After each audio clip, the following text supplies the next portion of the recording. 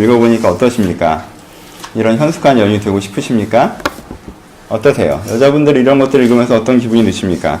아, 나야말로 이런 현숙한 여자가 돼야 될 텐데, 이런 환상이 생기십니까? 아침에 일찍 일어나 종들의 밥을 하며 저녁 늦게까지 장사하며 시간이 나면 삼으로 털을 짜서 옷을 만들고 남편은 성문 앞에 나가서 놀고 있는 그런 부인 좋으십니까? 우리는 흔히 본문들을 보면 되게 불편한 마음들을 받아들입니다. 특별히 자매들은요. 그쵸? 아름다운 것도 헛되고 거짓되고 뭐가 좋다는 거예요? 일 잘하는 여자가 최고다, 약간 이렇게 느껴지지 않으세요? 마치 이것은 또 얘기한 사람들 르무엘의 어머니입니다. 시어머니의 자문인 것처럼 느껴지죠. 우리 집에 이쁜 며느리 들어오기보단 일 잘하는 며느리 들어오길 바라는 시어머니의 마음이 담겨있는 것처럼 느껴지기도 합니다. 그래서 이것을 보고 있자면 아, 이런 여자가 되고 싶다라는 생각을 하는 여자분들은 아마 한 분도 안 계실 것 같습니다. 굉장히 전형적으로 개그 콘서트에서 얘기하는 속 키우는 여자의 이미지로 우리 가운데 다가오고 있습니다. 그런가요? 우리 좀 끊어서 읽었으면 좋겠습니다. 이 본문은 매력이 없습니다. 남자들은 읽고 한번 쓱 웃고 부인이 이러면 좋지, 하지만 나는 얼굴도 이뻐야 되는데 라고 생각하고 이 본문을 마무리하고요. 여자들은 읽으면서 이런 여성상을 제시하고 있는 근현대적인 가치관 같으니라고 하고 말아버립니다.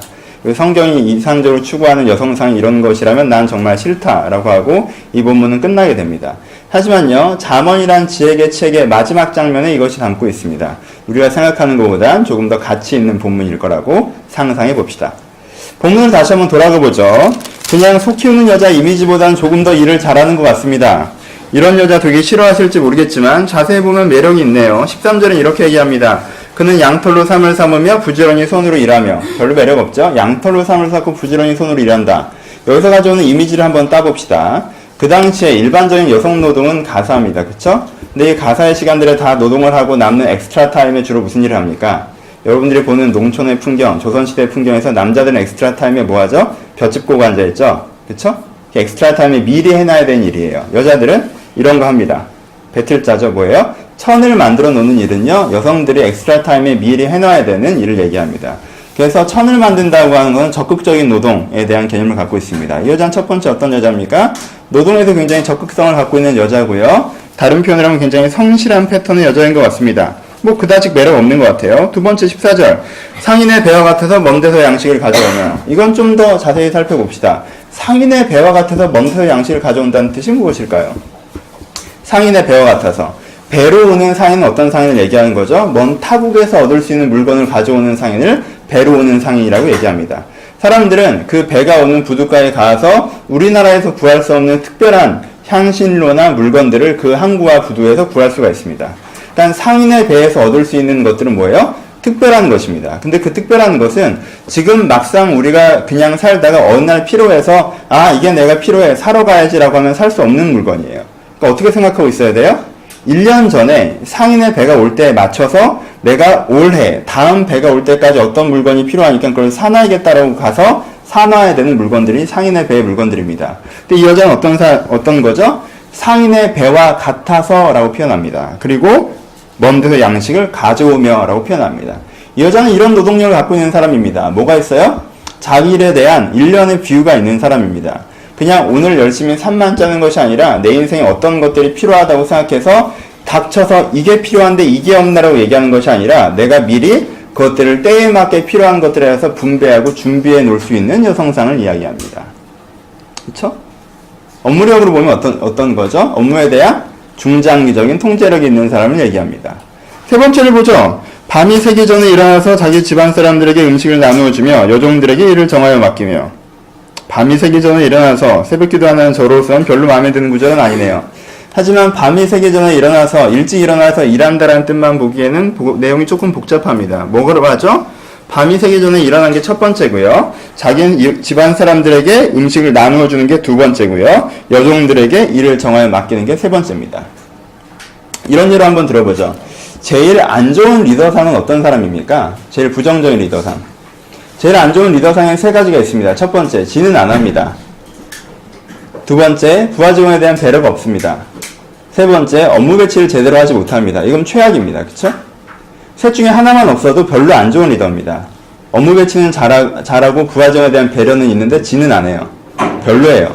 지는 열심히 해요. 업무 배치에 대한 그런 것도 있어요. 근데 부하 직원에 대한 배려가 없어요. 그것도 별로 좋지 않죠. 건강한 지도자상이라는 게 어떤 거죠? 첫 번째, 자기가 모범을 보여야 됩니다. 샘플형 리더죠. 그리고 두 번째, 뭐가 있어야 되죠? 다른 사람들, 부하직원에 대한 배려를 갖고 있어야 됩니다. 세 번째는요. 그리고 실제적인 업무 배치에 있어서 업무력이 있어야 됩니다. 이 여자는 어떤 여자예요?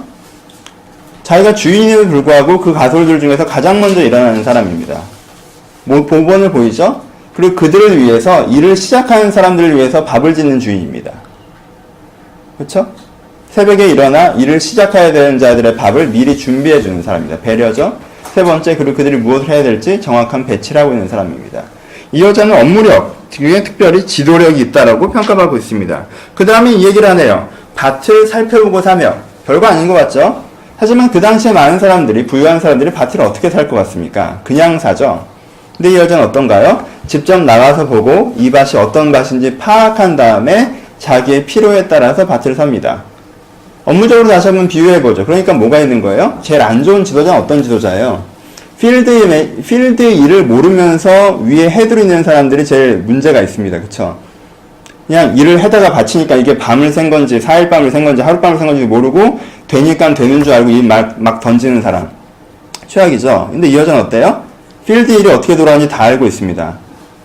그쵸? 밭을 직접 가서 이 밭이 좋은 밭인지 안 좋은 밭인지 파악한 다음에 밭을 사는 사람이에요. 그 다음에 또 하나가 더 나오네요. 자기 손으로 번 것을 가지고 포도원을 일구며 라고 표현합니다. 자기 손으로 번 것을 가지고 포도원을 일군다. 이런 부인 참 좋겠네요. 하지만 포인트는 여기에 있습니다. 포도원을 일군다라고 했습니다. 뭐예요? 없었던 포도원이 포도원이 되는 것입니다. 근데 거기에 뭐가 투자되고 있죠? 자기가 갖고 있는 역량만 투자되고 있습니다. 역시 업무로 표현해 봅시다. 어떤 사람에게, 이 사람이 부장이건 가장이건 팀장이건 어떤 사람에게 어떤 일들이 주어져 있어요. 근데 이 사람은요, 자기가 주어진 일들만 수동적으로 하는 것이 아니라 뭘 봅니까? 아직 맨 땅인 필드를 봅니다. 아, 저기는 포도원이 될 수 있는 가능성을 갖고 있는 지역인데 그냥 노는 땅으로 남아있구나 라고 한다면 뭐만을 투자해서, 자기 팀이 갖고 있는 역량만을 투자해서 그 부분을 포도원으로 만들어낼 수 있는 사람이에요. 그쵸? 없었던 영향이나 없었던 시장들을 하나 새로 만들어냅니다. 창의적인 업무력이죠. 이 여자 되게 일 잘합니다. 그 다음에 힘있게 허리를 묶으며 자기 팔을 강하게 하며. 뭐예요? 자기 관리 능력이 탁월합니다. 일하다가 쓰러져 지치는 사람이 아니에요. 자기 허리를, 자기 팔을 자기 스스로 묶고 유지할 수 있는 사람입니다. 그 다음에 이렇게 나와 있네요. 자기의 장사가 잘 된 줄을 깨닫고 밤에 등불을 끄지 아니하며. 밤늦게까지 일한다는 뜻이 아닙니다. 여기서 포인트는 밤에 장사가 잘 되는 것을 자기의 장사가 잘 되는 줄을 깨닫고 해요. 뭐가 있죠? 지금이 되는 시기다라는 걸 알고 그 시기에 집중하는 거죠. 그렇죠? 등불을 내리지 않습니다. 손님이 온다. 이건 되는 일이야. 그러니까 이것을 하는 사람입니다. 이 여자가 정말 포도원도 하고 밭도 하고 장사도 하고 아침에 일어나서 자기 직원들 밥도 해주고 이런 여자였을까요? 아침에 업무력이 아침부터 저녁까지 새벽밥을 해야 되는 사람이고 밭에 나가고 포도원에 나가고 뭐 이런 업무를 다 하고 있었나요? 이건 비유적인 표현입니다. 기본적으로는. 그러니까 이 여성은 어떤 여자예요? 첫 번째, 개인적으로 자기관리가 탁월한 사람입니다. 내 업무 능력을 스스로 배치할 수 있는 사람입니다. 자기 허리, 자기 팔을 묶을 수 있죠. 그리고요, 자기관리만 탁월하는 것이 아니라 자기가 맡겨진 부분에 대한 업무적 장악력이 있는 사람입니다. 밭을 어떻게 구성해야 되고 밭을 어떻게 매입해야 되는지 아는 사람이에요. 자기 업무에 대한 전적인 미래적인 뷰도 있는 사람입니다. 어느 시점에 뭐가 필요한지 미리 준비가 되어 있는 사람이에요. 그리고요, 지도력이 있는 사람입니다. 자기가 꾸려진 팀에 대해서 팀원들의 존경과 배려를 받으며 그 팀을 꾸려나갈 수 있는 사람이에요. 자기관리가 되고 업무력에 충실하며, 그리고 세 번째, 미래적으로 어떻게 돼요? 가능성에 투자할 수 있는 사람이고 새로운 영역을 개척할 수 있는 사람입니다. 지도자는 세 가지 유형으로 나눠집니다. 첫 번째, 샘플형 지도자죠. 아까도 얘기했던 것처럼. 자기가 성실하게 잘하는 사람. 저분은 자기 관리하는 탁월해. 보고 배우라는 거. 근데 자기만 열심히 해요. 샘플형 지도자죠. 두 번째, 관리형 지도자가 있습니다. 이 팀이 어떻게 끌어져 나가야 되는지 업무 파악이랑 관리는 탁월합니다. 관리형 지도자죠. 세 번째는 창조형 지도자가 있어요. 미래적으로 어떤 시장을 개척해야 되는지 파악하고 팀을 이끌고 갈 수 있는 사람입니다. 스티븐 잡스 같은 것은 창조력 지도자로 구별되죠. 새로운 오션을 발견하는 사람이죠. 우리가 일반적으로 저 사람 참 일 잘한다라고 얘기하는 국가나 정부, 좀 더 보수적인 집단에서의 리더들, 평가받는 리더들은 어떤 사람이어야 돼요? 관리형 리더인 경우죠. 그리고 종교 집단이나 학교나 이런 단체에서는 주로 어떤 리더들이 있어야 됩니까? 샘플형 리더들이 있어야죠. 자기가 잘하고 있어야 되는 게 중요합니다. 근데 이 여자는 어때요? 셋 다 합니다.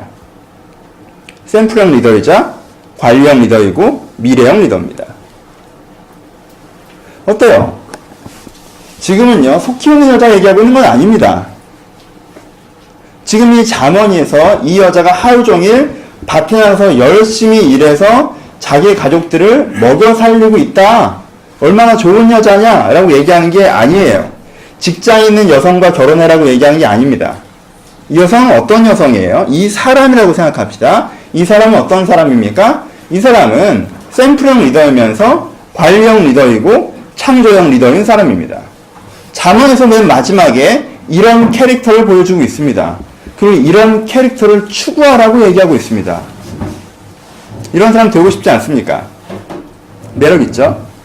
매력 있습니다. 그래서 한 가지 당혹스러움은 이거죠. 약간 걸리는 부분은 이게 기독교적인 이미지와 맞나? 라는 부분이 조금 걸립니다. 우리는 흔히 어떤 이미지에 익숙해 있죠? 기독교인들은 유능한 개념보다는 그 의도의 순수성과 성실성에 좀 더 집중돼야 된다는데 우리는 되게 익숙합니다. 기독교인들은 좀 유능하지 않아도, 좀 능력 있지 않아도 그 사람이 순수하고 진실하게 한다면 그것이야말로 의미 있다라는데 우리는 많은 무게를 두기 때문에 우리들이 흔히 생각하는 기독교인들의 캐릭터는 어떤 캐릭터죠? 뭔가 순수한 마음으로 묵묵하고 성실히 우직하게 자기 일을 감당하는 사람이 좀 더 기독교적인 캐릭터라고 우리가 가지고 있습니다. 착해 보이는 사람이죠. 우리 두 가지를 생각합시다. 여러분 직장생활 해보시죠. 직장에서 착한 사람 어떻습니까? 얘는 참 착해. 그게 굉장히 큰 플러스 요인인가요?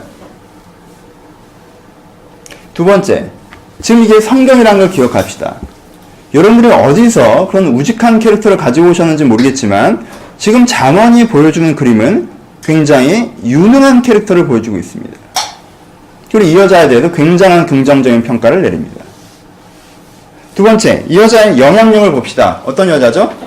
이 여자의 이런 능력을 통해서 무슨 일이 드러나는지 한번 봅시다. 20절에 보면요. 그는 곤고한 자에게 손을 펴서 궁핍한 자를 위하여 손을 내밀며. 첫 번째, 누가 도움을 받고 있습니까? 단지 자기가 좀 잘 먹고 잘 사는 게 아니에요. 그 지역에 가장 가난한 자들, 가장 궁핍한 자들이 선한 영향력을 받고 있습니다. 그렇죠? 그 다음에 누가 영향력을 받나요? 자기 집 사람들은 다 흰색 옷을 입었으므로 눈이 와도 그는 자기 집 사람들이라 염려하지 않으며. 무슨 말인지 잘 선뜻 이해가 안 되실 텐데 이런 이미지입니다. 눈이 왔어요. 이번에도 강원도에 눈이 많이 왔죠. 눈이 왔는데 자기 집 사람들에게는 어떻게 했어요? 이미 빨간색 옷을 입혀놨기 때문에 눈밭에 갔다 할지라도 그들이 발견될 수 있다는 거예요. 이건 비유적인 이미지입니다. 그렇죠? 그냥 자기 집 사람들이 어떻다라는 겁니까? 이미 어떤 위기나 어려움이 닥쳐와도 잘 구원될 수 있도록 돌봐줬다라는 거죠. 그렇죠? 동심원이 안쪽으로 들어옵니다. 아예 나와 상관없는 사람들도 이미 가난하고 궁핍해진 사람들도 배려와 도움을 받습니다.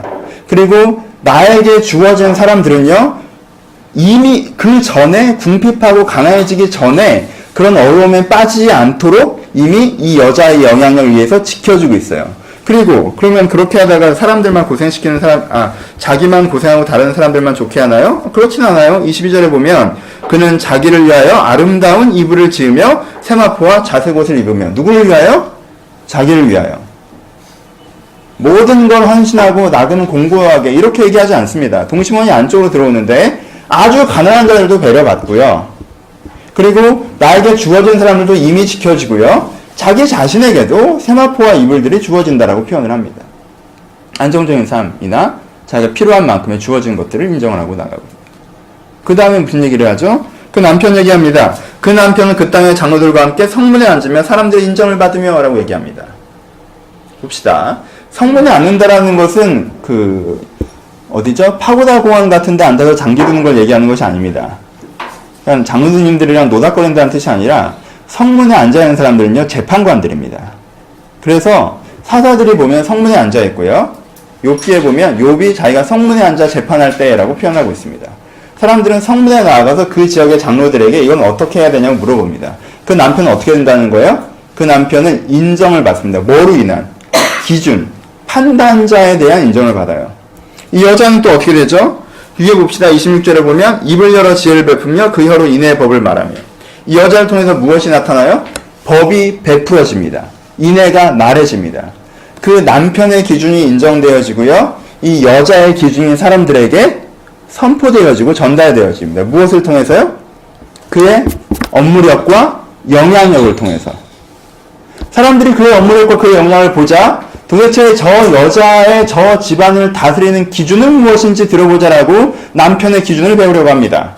그리고 그 여자에게 당신은 어떠한 기준과 태도로 살아가십니까? 라고 그 여자의 기준을 배우려고 한다는 거예요. 그래서 그 기준이 전파됩니다. 능력과 두 번째 영향력. 이것도 매력 있죠?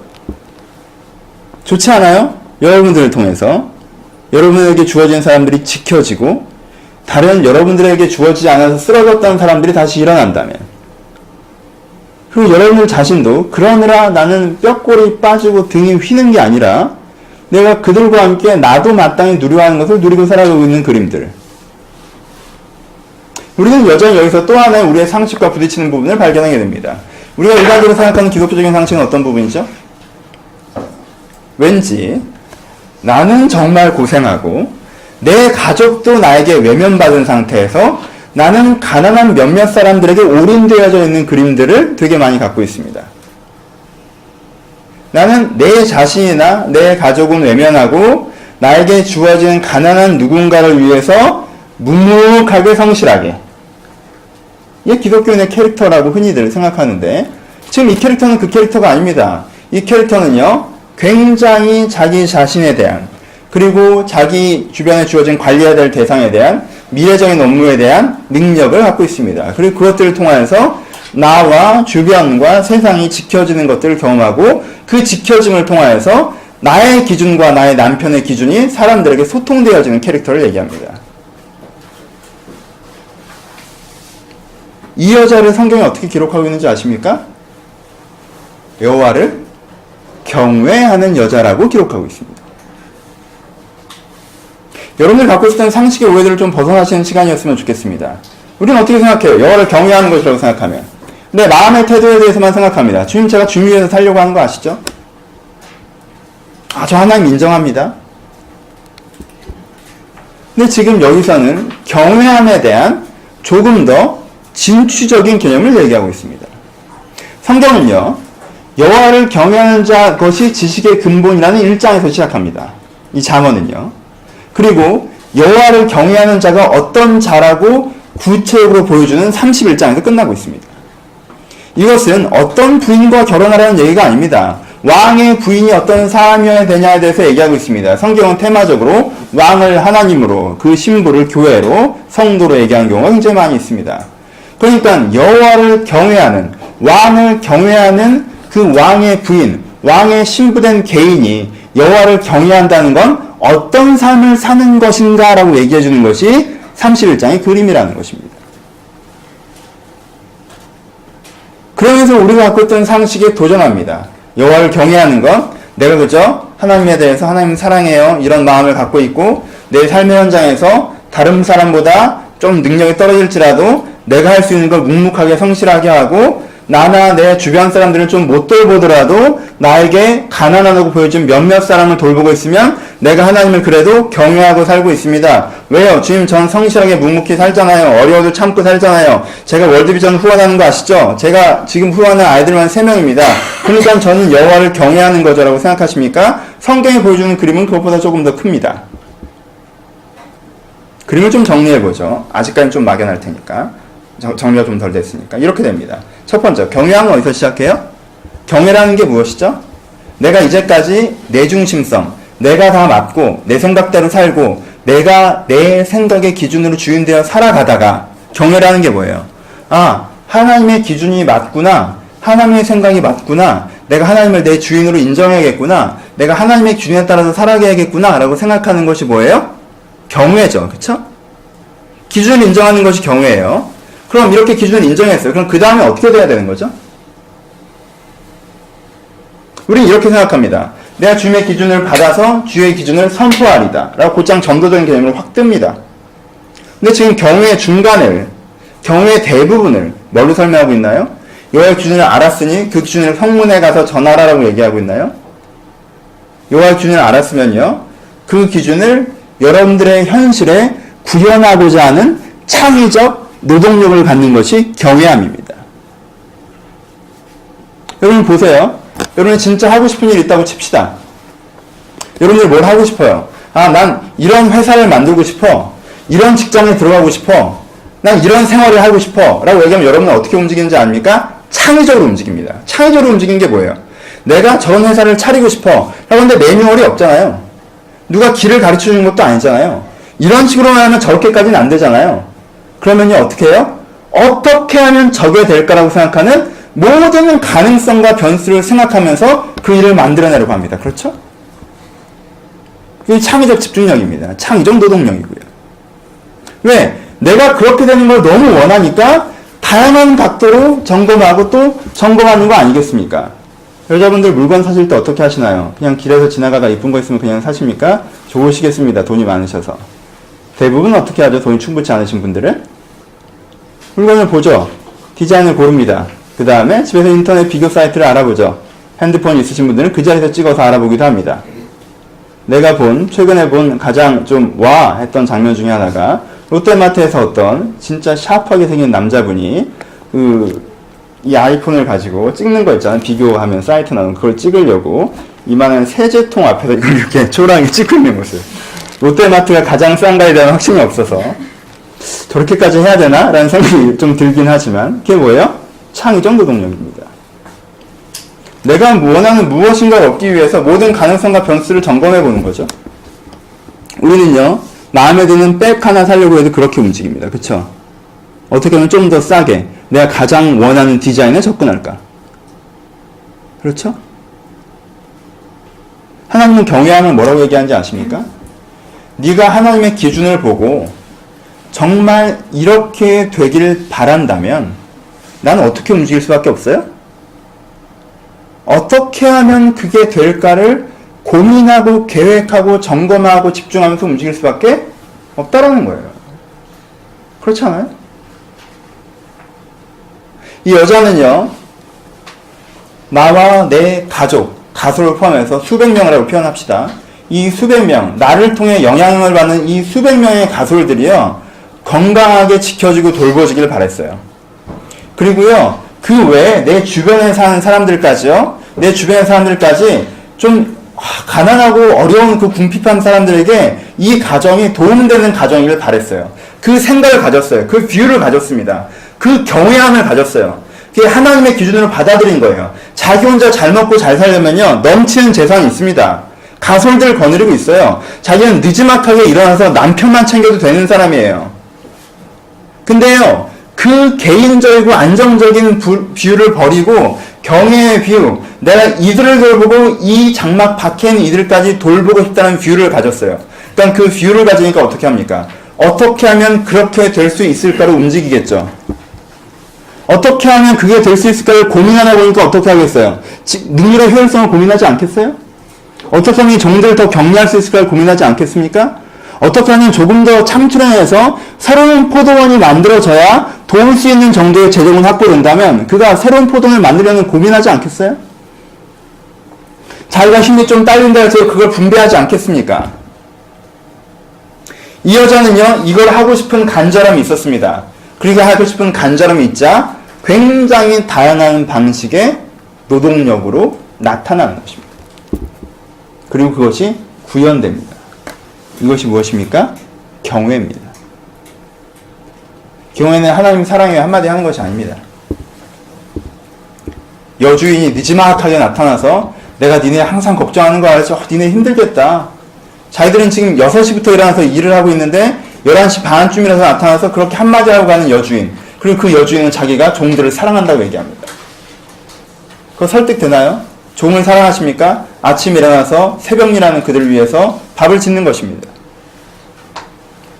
오늘도 밖을 나갔다가 들어오는데 가난한 이웃을 봤어요. 그 집에 그런 일이 생겼대. 가난하대. 어려운데. 궁핍하대. 정말 눈물이 나. 근데 도울 게 없네 나도. 우리 집안 돌아가기에 삶도 빠듯하네. 이게 긍휼입니까? 아니면 내 주변에 상적해 있는 가난한 자를 위해서 어떻게든 뭔가 해야겠다고 새로운 포도원을 일구는 자가 긍휼한 자입니다. 그냥 멍 때리고 앉아있다가 이번에 눈 와서 걔가 이번에 실종됐대 라는 소식을 듣는 게 관심입니까? 먼 길을 가는 사람이 있고 눈이 내릴 확률이 있다면 그를 위해서 빨간 옷을 짓는 게 관심입니까? 우리의 관심과 사랑과 긍휼이라는 하나님의 새로운 가치를 우리 가운데 들어왔다면 우리는 그것을 구현해내고자 창의적으로 먼저 주도적으로 움직이고 있는 것이 진짜 경외함이라는 것입니다. 그래서 그렇게 경외하는 여자에게 어떤 일이 일어나요? 그의 남편, 그의 하나님이 사람들에게 온전한 기준으로 인정받습니다. 그렇죠? 저 여자를 저렇게 일하게, 저 여자를 저렇게 살게 만든 저 여자를 지도한 그분은 누구냐? 그의 기준은 무엇이냐? 그리고 그 여자가 나는 왜 이렇게 삽니다라고 얘기하는 그 여자의 입에서 나오는 이야기들에 사람들이 관심을 기울이기 시작하는 것입니다. 이것이 삶의 복음이라고 표현하는 것입니다. 전도하려고 다정한 척하고, 전도하려고 선물 준비하고, 전도하려고 그 사원은 안 깨고, 이러는 것이 삶의 복음이 아닙니다. 여러분들이 갖고 있는 가치가 전반적으로 여러분들의 생활에 적용되어져 있는 것. 창의적으로. 룰이 있는 게 아니에요. 어떤 규칙을 지키라는 것이 아닙니다. 여러분이 그것을 원하기 때문에 아주 창조적으로 적용되어져 있는 것. 하나님께서는 그렇게 몸부림치는 집중을 경외함이라고 얘기합니다. 여호와를 경외하십니까? 여호와를 경외하십니까? 나에게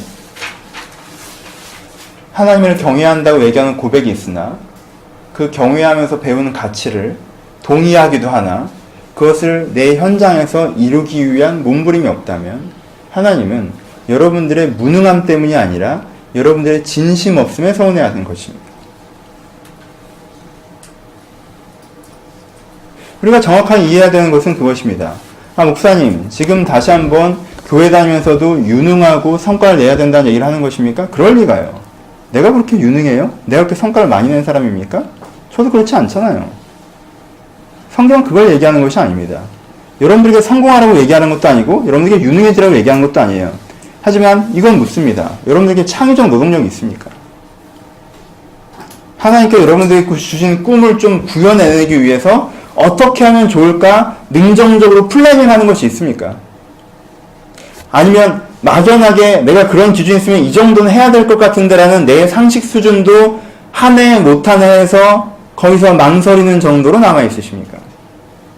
지금 하나님이 얘기하시는 부분은요, 내가 그것을 간절히 원하면 어떻게든 그것을 이루어 보고자 창의적으로 움직일 것이고, 그것을 간절히 원하지 않으면 그냥 내 상식에 요 정도면 됐겠지 하는 거 정도 묵묵하게 할 거라고 얘기하는 거예요. 그러면 여러분들의 행동에 대해서 얘기하는 것이 아니라 여러분들의 마음에 대해서 다시 한번 물어보시는 겁니다. 나를 진짜 경외하냐고, 진짜 네가 그걸 원하냐고.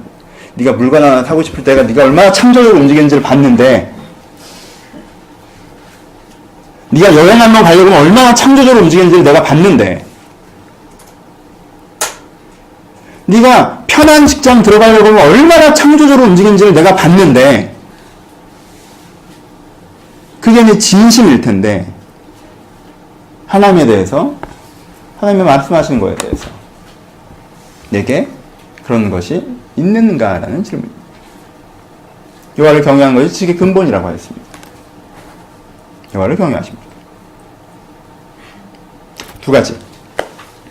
저는 이것들로 여러분들이 여기까지 설교를 여러분 동의하면서 따라오셨다면, 몇 분 여기서 벌써 안 따라오셨는데 따라오셨다면, 여기까지 따라오셨다면 여러분들이 큰 실수를 또 하나 지나가셔야 됩니다.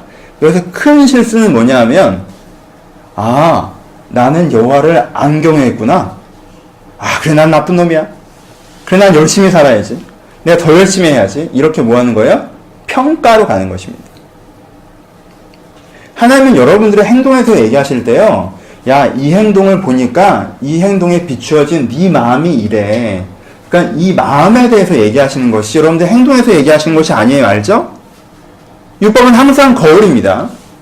율법은 평가의 기준이 아니에요. 율법은 항상 거울입니다. 네 행동을 봐. 왜? 우리는 스스로 속잖아. 내 행동을 보면 아니라는 게 뻔히 보이는데도 난 여호와를 경외한다고 하잖아. 그러니까 속지 말라고 얘기하는 거예요. 하나님이. 네 행동을 봐. 네 행동을 보면 네가 그 정도 마음이 아닌 걸 보겠지. 보이지. 그럼 우리가 먼저 해야 되는 건 뭐예요? 평가하는 거예요? 정죄하는 거예요? 열심히 하기로 결단하는 거예요? 아니요. 그 마음을 기대하는 것입니다. 여러분들 행동을 보시고 여러분 얼마나 주를 경외하는지 들여다보신 다음에 여러분들 그런 마음, 그런 사람이 되기를 기대하십시오. 여러분 이런 기대감을 가지셨으면 좋겠어요. 하나님 이렇게 하실 수 있습니다. 그쵸? 하나님 이렇게 하실 수 있어요. 기대감을 가졌으면 좋겠어요. 하나님 제 안에 제가 인정받기 위해서가 아니라 하나님 일을 해내기 위해서 이 여자와처럼 내가 자기관리 그리고 샘플형 리더로서 관리형 리더로서 비전형 리더로서 내가 내 자신이 좀 준비되었으면 좋겠습니다. 그런 능력을 좀 달라고. 하나님 나를 통해서 정말 나와 내 주변과 내 그 너머에 있는 사람들까지 선량한 영향을 받는 일이 벌어졌으면 좋겠습니다. 저는 여러분들이 31장을 다시 읽으시면서요 가슴이 뛰셨으면 좋겠습니다. 이런 여자 왜 이런 여자를 데려고 해? 고생하는. 이런 여자 데리고 살면 좋겠네. 그래도 난 얼굴도 이뻐야 되는데 이런 정도의 수준이 아니라 이 본문들을 보면서 정말 이런 사람이 되고 싶다는 기대감이 있으셨으면 좋겠고 그런 사람들 하나님이 여러분들을 만들어 가실 수 있다는 소망감이 있었으면 좋겠습니다. 거기서부터 출발하는 것입니다. 이 경외함에 대한 기대감. 내가 경외하는 사람이 되고 싶은 기대감. 우리에게 이것이 필요합니다. 좀 돌아와서 왜 그럼 우리는 이 본문들을 그렇게만 보고 왜 이런 경외함에 대한 기대가 약할까요? 좀 다른 얘기지만 이 부분을 좀 짚고 넘어가고 싶은데 여러분들 우리가 이 시대에 경외에 대한 이런 식의 창의적 노동력에 대한 기대가 없는 주여 내가 창의적 노동하는 사람이 되게 하소서라는 기대감이 없는 이유는요 노동에 대한 부정적 인식입니다. 21세기 한국 사회에서 노동은요 필요악입니다. 그렇죠? 21세기 한국 사회에서는요 노동은 선물로 받아들이지 않고요 필요악으로 받아들여지고 있습니다. 여러분 노동하는 게 선물입니까? 쉬는 게 선물입니까? 그렇죠? 쉬는 게 선물이에요. 근데 왜 이래요? 쉬려고 일하죠. 왜? 쉬는데 돈 드니까. 그렇죠? 이게 한국 사회의 정신입니다. 그렇기 때문에 이 창의적 노동력에 대한 기대가 사라지는 것입니다. 그리스도인은 더 이상 노동을 선물이라고 생각하지 않게 되는 것입니다. 하지만 보십시오. 태초에 에덴 동산에서 아담이 놀고 있었을까요? 아담과 하와가 놀다가 얼마나 좋아. 그냥 따먹으면 되고 놀러 다니면 되고 둘이 맨날 피크닉이죠. 그러다가 쫓겨나서 그때부터 하나님께서 저주하셔서 일을 시작한 겁니까? 아니에요. 성경에 보면요. 창세기 1장에 그가 하나님께서 에덴 동산에 아담을 두시면서요. 경작하라고 말씀하셨습니다. 타락하기 이전에도요. 노동이 있었고요. 하나님께서는 선물로 노동을 주셨습니다. 근데 타락한 이후에는 건강하지 않은 노동이 생긴 거죠. 여러분 노동이 선물이라는 생각으로 여러분들의 가치관의 변화가 필요합니다. 쉬는 건 즐거움이 아닙니다. 쉬는 건 노동이 있을 때만 즐거움입니다. 힘써 노동하는 사람이 하루를 마치고 집에 돌아갈 때 진정한 쉼이 있는 것입니다. 집에 놀면서 계속 있어 보십시오. 그게 쉼입니까? 노동입니까? 백수 해보셨죠? 잠깐이라도 해보셨습니까? 백수를 하면요 처음엔 되게 좋습니다. 헐렁한 추리닝 같은 거 입고 하루 종일 집안에서 굴러다니고 얼마나 행복합니까? 우리가 꿈꾸는 시간들이긴 하죠. 그래요. 일주일 해보십시오. 이제 웬만큼 했죠. 2주일 해보십시오. 할만합니다. 3주일 해보십시오. 익숙해지긴 하죠. 4주일 해보십시오. 5주일 해보십시오. 5주째부터요 왠지 기분이 나빠집니다.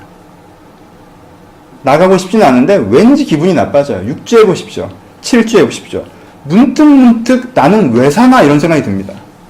8주 해보세요. 9주 해보십시오. 내가 죽어야지 이런 생각 듭니다. 왜 그럴까요?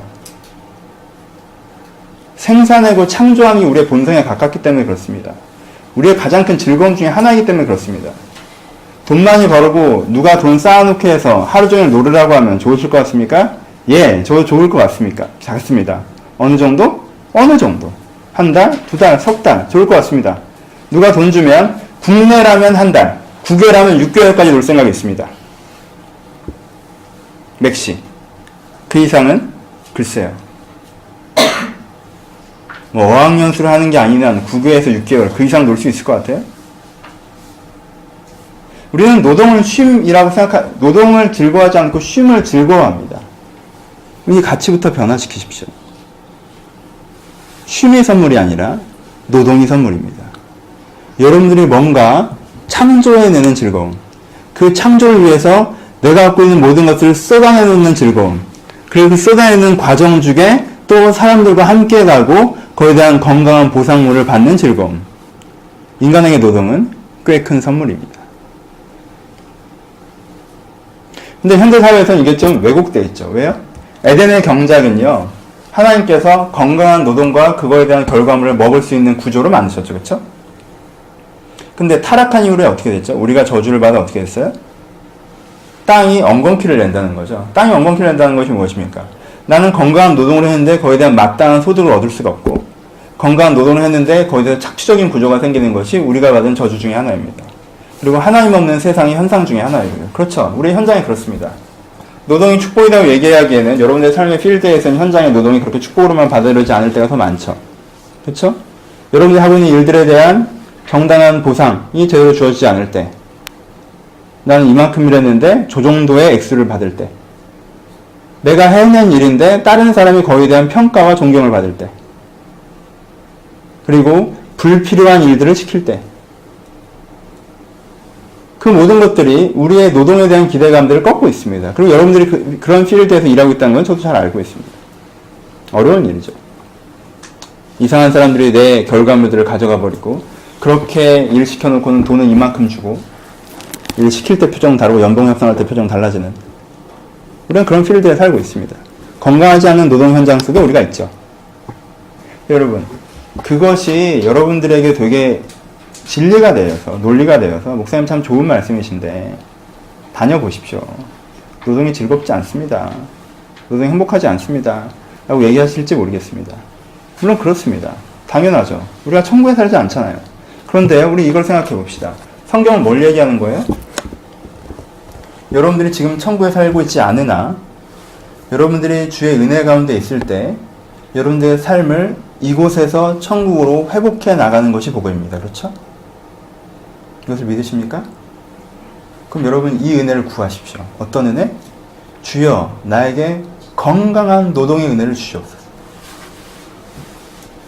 지금 내가 보람있게 일하고 그것을 말미암아 건강한 평가와 대가를 받고 그것을 말미암아 선한 영향력이 흘러갈 수 있는 그런 건강한 노동의 은혜를 주시옵소서. 나에게 그런 건강한 노동의 능력의 은혜를 주시고 그런 건강한 노동의 필드의 은혜를 주시옵소서. 그런 노동의 은혜를 구하십시오. 세상이 그렇지 않다라고만 하지 마시고요. 그것을 변화시키시는 주의 권능을 의지하십시오. 우리는 우리의 내면의 상처와 내면의 정서를 변화시키는 하나님을 믿습니다. 그렇죠? 이 한국 사회에 살다 보면 상처받고 정서적으로 상해받고 있기 나름이지 않아요? 하지만 하나님께서는 어떻게 하십니까? 여러분들의 상처받은 마음과 왜곡된 정서를 하나님께서 치료하시고 회복하셔서 건강한 마음을 변화시키고 있다는 걸 믿으시죠? 한국 기독교는 그건 믿습니다. 그럼 이것도 믿으십시오. 세상은 왜곡되고 문제가 있어서 말도 안 되는 노동 현장과 왜곡된 필드에 우리가 던져질 때가 많이 있습니다. 하지만 그 속에서 여러분들이 건강한 노동자로서의 능력과 노동자로서의 필드를 받고 또한 만들어갈 수 있는 사람이 될 수 있는 은혜도 기대하십시오. 우리 가운데 꼭 받아야 되는 은혜가 있다면 노동의 은혜입니다.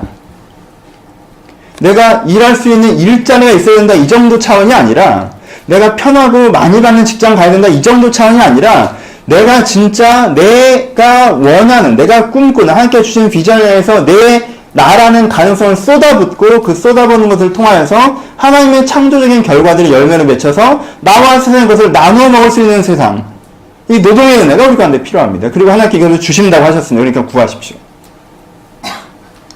우리가 잘못 구하고 있는 것을 여러분의 정서에 대해서는 영적으로 구하면서도 우리 여러분의 육체에 대해서는 편한 직장, 안정적인 직장, 소극적으로 내가 세상의 것들과 세상의 기준을 제시하면서 구하기 때문에 우리가 받을 수 없는 건 아닙니까? 이 노동의 은혜는요, 때때로 여러분들이 많이 버는 것을 포기하고 적게 버는 것으로 가야 되는 걸 수도 있습니다. 노동량이 많은 것들을 포기하고, 노동량이 적은 것을 포기하고 노동량이 많은 것을 가야 될 때일 수도 있어요. 여러분들 개인적으로 엄청난 큰 도전을 해야 될 수도 있습니다. 하지만요, 그 다른 기준을 갖고 구할 때요, 하나님은 그 현장을 주실 것입니다. 그리고요, 계속 안 주시면 체리라는 뜻이니까 체리십시오. 난 체렸잖아. 안 주니까. 소극적으로 생각하지 마세요. 정말 이 땅에 그런 것이 없습니까? 체리십시오. 아름다운 가게는 어떤가요? 공정무역 커피는 어떤가요? 안철수는 어떤가요? 없다고 그냥 주저앉았나요? 차렸습니다. 최소한 사회운동하는 사람들은 차렸습니다. 그 사람들은 돈이 많아서 차렸나요? 안정적이어서 차렸나요? 누가 명성과 지지를 보내줬기 때문에 차렸나요? 아니요. 그들이 그것을 얻기 전에 그것을 차린 것입니다. 정 필드에 그런 기업이 없다라고 말씀하시면요, 축복합니다. 차리십시오. 만드십시오. 조그맣게라도 만들어 가십시오. 하나님께서 그것을 축복하실 것입니다. 여러분들이 돈 잘 벌겠다고, 사장 해먹겠다고, 성공하고 싶다고 하는 게 아니라, 진짜 난 이런 노동의 필드가 있어야 된다고 생각하는데 세상은 그 모양이다라고 하신다면 하나님께서 그 분노와 뜨거움을 갖고 있는 여러분들에게 그 열정으로 만들어가게 하실 것이라고 저는 믿습니다. 그렇게 기회의 땅으로 여러분의 현장을 바라보셨으면 좋겠습니다. 소극적으로 수동적으로가 아니라 바로 이 여인이 되셨으면 좋겠습니다. 두 가지 그림을 말씀드리고 말씀을 마치도록 하겠습니다. 첫 번째 그림은 이 성경 구절에 나오는 중반부에 있는 부분입니다. 19절에 손으로 손뭉치를 들고 손가락으로 가락을 잡으며 라는 그림입니다. 이 그림을 상상해 보십시오. 이 전체를 제가 이제까지 설명했던 것을 성경은 하나의 이미지로 형상화시킵니다. 어떤 이미지예요? 뭉치가 있습니다. 여기에. 여자가 손뭉치를 들고 있죠. 그런데요, 다른 손으로 가락을 잡고 있습니다. 느낌이 오십니까? 혼란하고 엉망진창이고 문제적인 상황과 필드가 그에게 주어졌을 때, 뭉치가 주어졌을 때 그 여자는 자기의 노동과 능력으로 그것을 실로 가락으로 만들어냅니다. 그저 뭉탱이여서 가능성이 있으나 쓸 수 없는 그 뭉치를 그 여자가 그 실을 잡아, 그 가락을 잡아 실로 만들어내는 이 여자가 되고 싶지 않으십니까? 저는 이 여자가 정의의 여신보다 아름다워 보입니다. 이 손가락을 보십시오.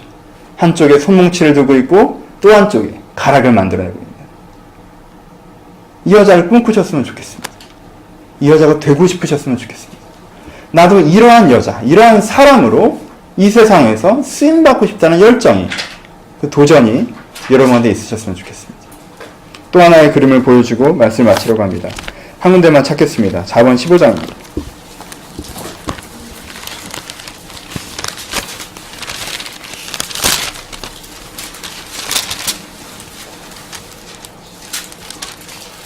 (14장입니다) 14장 1절입니다.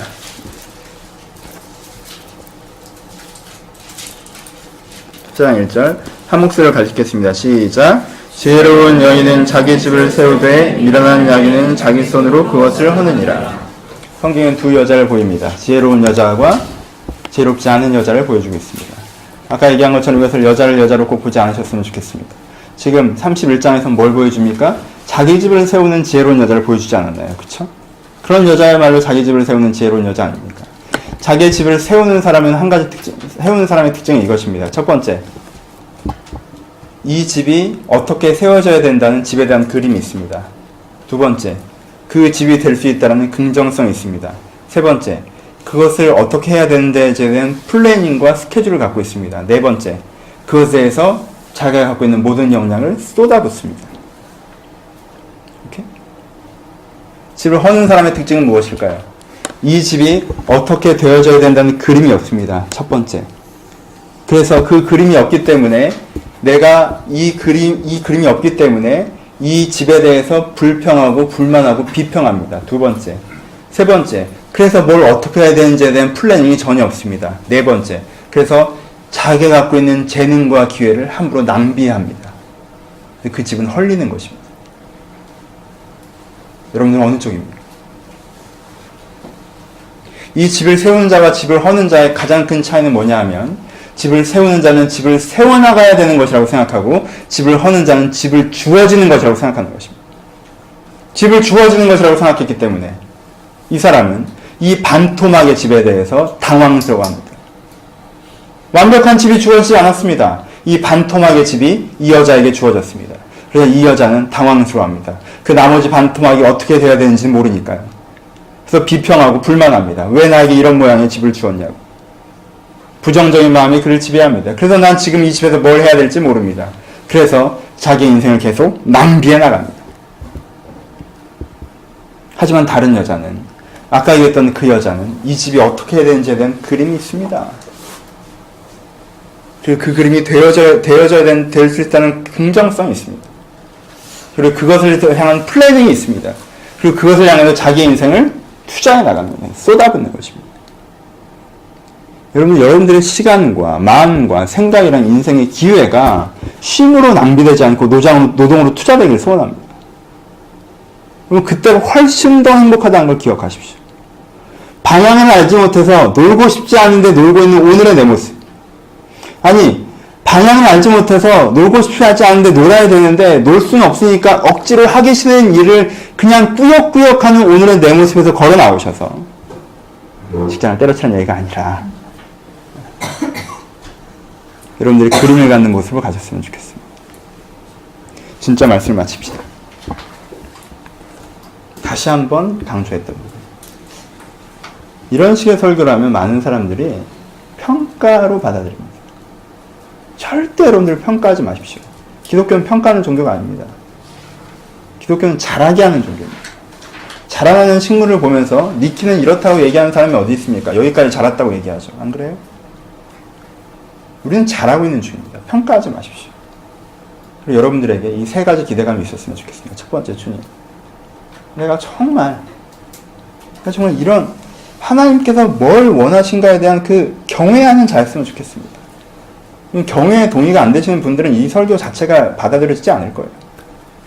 하나님께서 나한테 뭘 원하는지 그걸 좀 알았으면 좋겠습니다. 여인에게 주어진 사명이 집이었다면 내게 주어진 것을 좀 알았으면 좋겠습니다. 두 번째, 하나님, 내가 그것을 알았으니 내가 그것을 구현할 수 있는 능력을, 이 샘플형, 이 관리형, 이 미래형, 이 리더형의 모든 능력을 나에게. 세 번째, 주님 제발 나를 통해서 나와 나에게 주어진 이들과 그리고 저 담벼락 밖의 저들까지도 지켜지는 그 영향력. 여러분, 이 세 가지가 여러분들에게 간절하게 원하는 것이었으면 좋겠어요. 하나님, 내가 이런 사람이 되고 싶고 될 수 있고 하나님께서 나에게 원하시는 것이라는 그 동의와 간절함이 여러분한테 있었으면 좋겠습니다. 그 간절하게 은혜를 구하는 그 기도를 통해서 하나님이 여러분들이 그런 사람으로 만들어 갔을 것입니다. 이 기도를 한마디로 합시다면, 주여 나를 집을 세우는 사람이 되게 하소서. 나를 여기서 말하는 집을 세우는 지혜로운 여자가 되게 하소서. 하나님을 경외하는 여자가 되게 하소서. 내가 지혜로운 사람, 하나님을 경외하는 사람이 되게 하소서. 라는 고백일 것입니다. 이것이 잠언의 정신입니다. 여호와를 경외하는 것이 지식의 근본이오늘 미련한 자는 지혜와 훈계를 멸시하느니라. 이 지혜의 근본된 여호와의 경외함을 통해서 삶의 방향을 설정하시고 삶의 능력을 쟁취하시고 그 능력을 투자하셔서 여러분들과 여러분을 주변과 여러분을 담벼락 밖에 있는 사람들까지 그 선한 영향력으로, 그 영향력 때문에 하나님과 여러분들의 기준을 다시 한번 받아들이고 인정하는 그러한 진정한 전도, 길이 전해지는, 도가 전해지는 그 역사가 우리의 삶 가운데 풍성했으면 좋겠습니다. 같이 기도하시겠습니다.